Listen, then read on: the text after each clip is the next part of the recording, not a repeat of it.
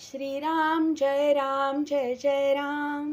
श्री अनंतकोटी ब्रह्मांड नायक राजाधिराज सच्चिदानंद सद्गुरु श्री ब्रह्मचैतन्य महाराज की जय। जय जय रघुवीर समर्थ। श्रीराम श्री ब्रह्मचैतन्य गोंदवलेकर महाराज प्रवचन 7 जुलै। मूल होऊन भगवंतापाशी जावे। या जगात कर्माशिवाय कोण राहतो, पण कर्म यथासांग होत नाही।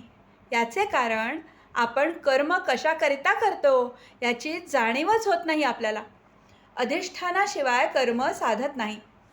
मालक पाठीशी असला की कर्म करणाऱ्याला जोर येतो। काही चांगली कर्ममार्गी माणसे भक्तिमार्गी लोकांना नावे ठेवतात। भक्तिभावाने जो राहतो तो दुसऱ्याला नावे ठेवित नाही। मी कोण हे जाणायला ज्ञान आणि भक्ती लागतेच। तसेच ब्रह्मसत्यम जगन्मिथ्या म्हटले तरी त्याचा अनुभव येण्यासाठी कर्म करावेच लागते। उपासना भगवंताला ओळखून करावी। लहान मूल आईकडे डोळे करून मुकाट्याने दूध पिते, त्याप्रमाणे समर्थांसारख्यांनी जे सांगितले ते आम्ही निमूटपणे करावे। डोळे मिटून जितके काम होईल, अंधश्रद्धेने जे होईल ते अभिमानाने ज्ञानाचे डोळे उघडे ठेवूनही नाही होणार। मूल होऊन भगवंताला ओळखावे। याला अडचण एकच असते, माझे शहाणपण आड येते। भक्त मुलांसारखे वागतात म्हणून त्यांचे लाड देव पुरवतो। कुणी असे म्हणतील की भगवंताची आणि आमची ओळख नाही, तर त्याची आम्ही कशी पूजा करावी? त्याला ओळखल्याशिवाय मी भजन करणार नाही हे म्हणणे वेडेपणाचेच आहे। भगवंताला पुष्कळ मार्गांनी ओळखता येईल। पांडुरंगाकडे जाण्यासाठी काही मार्ग आधी आक्रमणे जरूर आहे। संतांनी अखंड जागृत राहण्याचा मार्ग सांगितला, तो असा की देहाने प्रपंच करा, पण मन भगवंताच्या ठिकाणी अर्पण करा। मन भगवंताच्या ठिकाणी स्थिर झाल्याशिवाय इतर काहीही करून उपयोग नाही।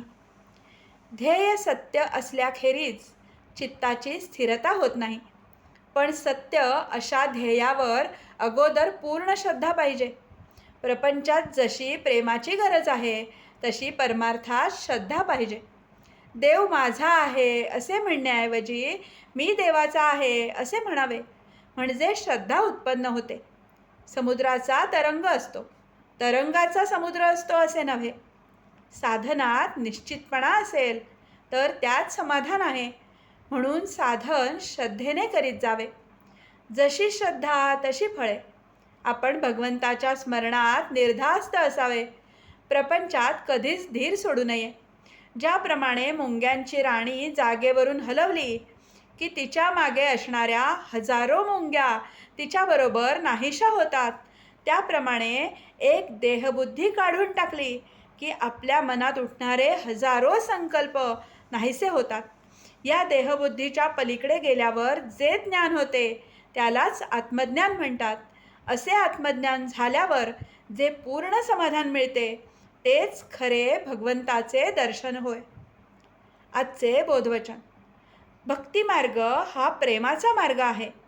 प्रपंचाकडचे प्रेम भगवंताकडे वळवले की भक्ती करता येते। जानकी जीवन स्मरण। जय जय राम।